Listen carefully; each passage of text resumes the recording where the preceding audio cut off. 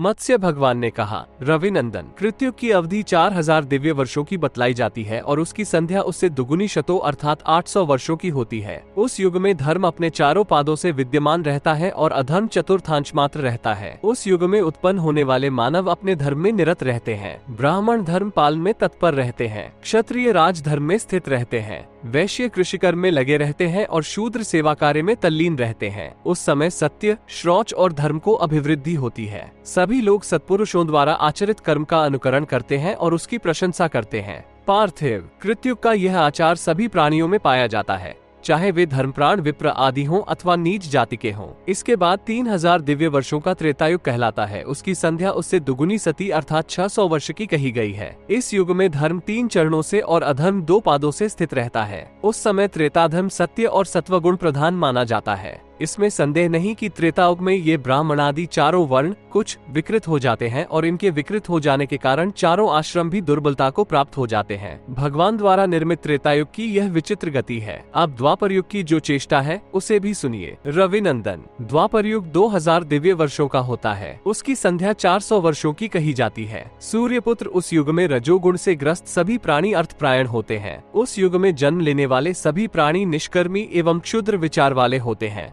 उस समय धर्म 2 चरणों से स्थित रहता है और अधर्म की वृद्धि 3 चरणों से होती है। इस प्रकार धीरे धीरे परिवर्तन होने के कारण कलयुग में धर्म नष्ट हो जाता है। द्वापर युग के परिवर्तन के समय लोगों में ब्राह्मणों के प्रति आस्था नष्ट हो जाती है और लोग व्रत उपवास आदि को छोड़ बैठते हैं। उस समय क्रूर कलयुग का प्रवेश होता है, जिसकी संख्या संध्या के 200 वर्षों सहित 1000 की बतलाई गई है। उस युग में अधर्म चारों पादों से प्रभावी हो जाता है और धर्म चतुर्थांश मात्र रह जाता है। उस युग में जन्म लेने वाले मानव कामपरायण और तपस्या से हीन होते हैं। कलयुग में उत्पन्न होने वाले मानवों में न तो कोई अत्यंत सात्विक होता है और न साधु स्वभाव एवं सत्यवादी ही होता है। सभी नास्तिक हो जाते हैं और अपने को परब्रह्म का भक्त बतलाते हैं। लोग अहंकार के वशीभूत और प्रेम बंधन से रहित हो जाते हैं। कलयुग में सभी ब्राह्मण शूद्र के समान आचरण करने लगते हैं। रविनंदन, कलयुग में आश्रमों में भी परिवर्तन हो जाता है। युगात का समय आने पर तो लोगों में वर्णों का भी संदेह उत्पन्न हो जाता है। 10-18 महित्ते। इस प्रकार पूर्व काल में निर्मित 12000 की युग संख्या जाननी चाहिए। इस प्रकार जब 1000 चतुर्युगी बीत जाती है